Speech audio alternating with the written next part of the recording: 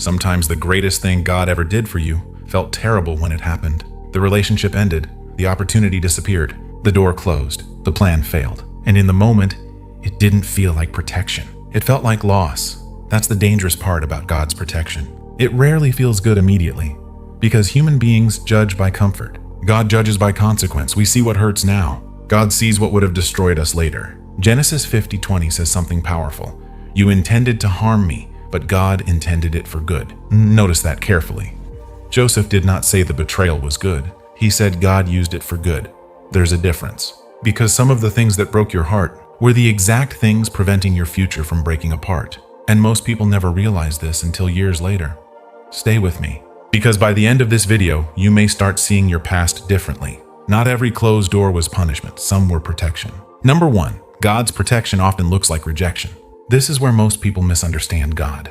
A door closes and immediately they assume, God abandoned me. I failed. I missed my chance.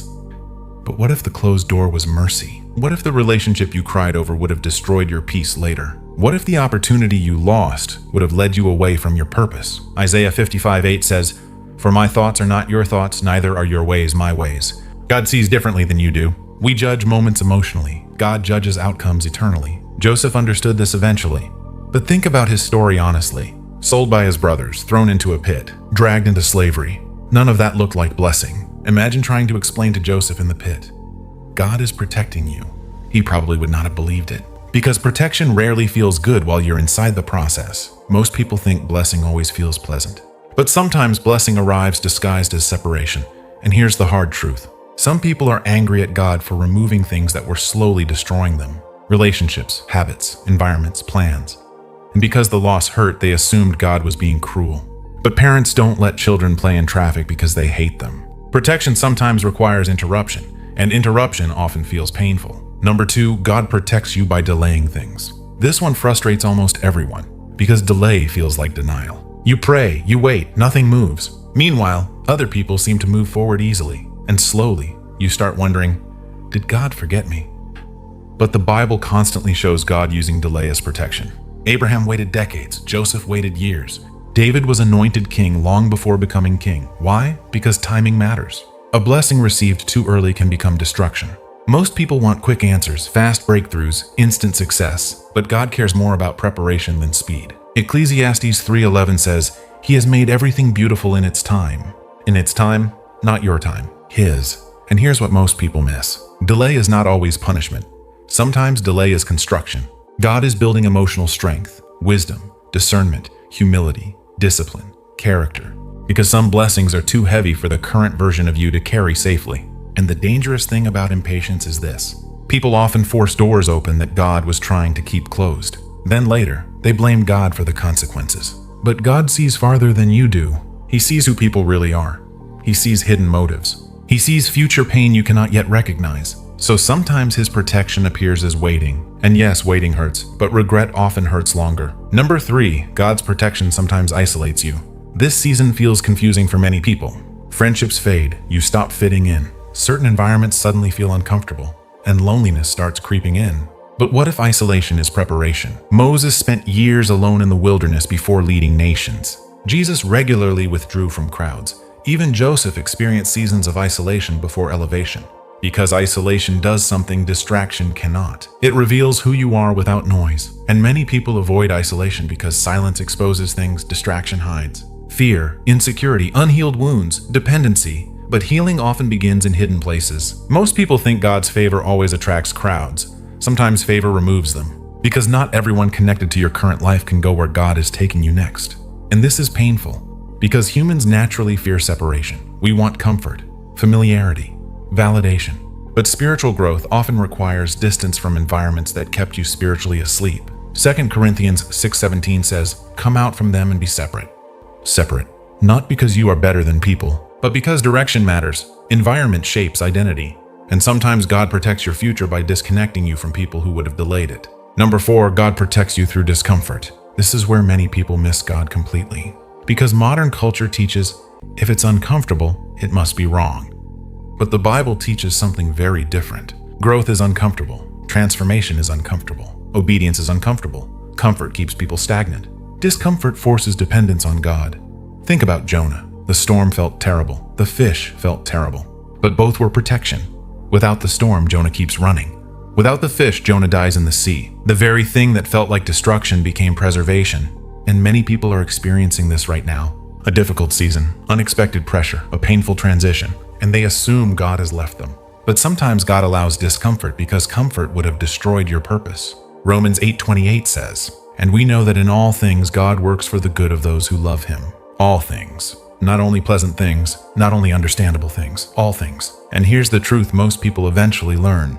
Some lessons only become visible in hindsight. Years later, you suddenly realize, that breakup saved me. That failure redirected me. That delay matured me. That closed door protected me. But in the moment, none of it made sense. Number 5. God's protection often wounds your pride before it saves your life. This one is difficult because pride hates correction. Pride wants control. Pride wants immediate understanding. Pride wants life to happen according to personal plans. But God often protects people by humbling them first. Peter had confidence, but he needed breaking before leadership. Paul had knowledge, but he needed blindness before clarity. Joseph had dreams, but he needed the pit before the palace. Why? Because unchecked pride destroys people the moment success arrives. And sometimes God allows failure, embarrassment, or weakness to save you from becoming someone success would corrupt. That's mercy, even when it feels painful. James 4:6 says, God opposes the proud but gives grace to the humble.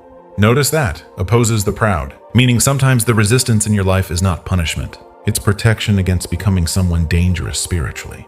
Most people want God to remove all struggle, but some struggles are the very things keeping you close to him. And that changes how you see hardship, because not every battle means God abandoned you. Sometimes battles are evidence he's protecting your soul. Now let's go deeper, because this is the part most people never understand.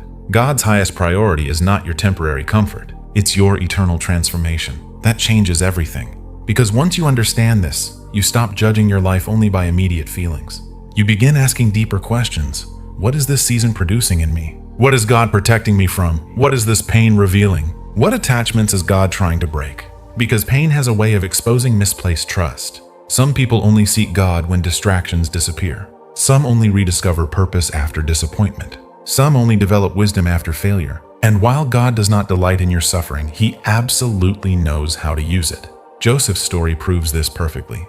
Everything looked backwards. The betrayal, the slavery, the prison. If you judged Joseph's life by temporary appearances, you would assume God abandoned him. But the entire time God was positioning him, and that's important. Because protection is not always removal from hardship. Sometimes protection is guidance through hardship. Psalm 23 does not say, you avoid the valley. It says, even though I walk through the valley, meaning the valley is temporary. And many of you watching this are inside a valley season right now. Confused, disappointed, emotionally tired, and you keep asking, why would God allow this? But what if this season is not evidence of abandonment? What if it's preparation, redirection, protection?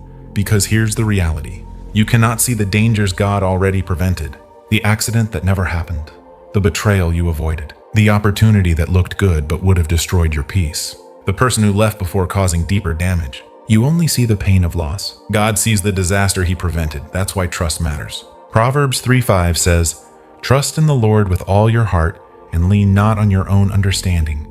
Not your own understanding, because your understanding is limited to the present moment.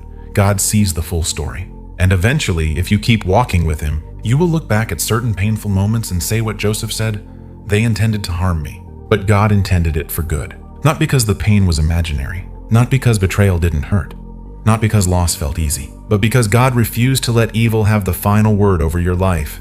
And that is real protection. So before this video ends, I want you to think honestly about something. What painful event in your life might actually have been protection in disguise? The breakup, the delay, the closed door, the disappointment, the isolation? Because sometimes the greatest blessing God gives you is removing something you begged him to keep. And one day you will thank him for doors you cried over. So if this message spoke to you, if you are starting to see your painful seasons differently, type the word protected in the comments. Not because life has been easy, but because deep down, you are beginning to realize this truth. God's protection does not always look like blessing at first, but it always leads toward purpose in the end.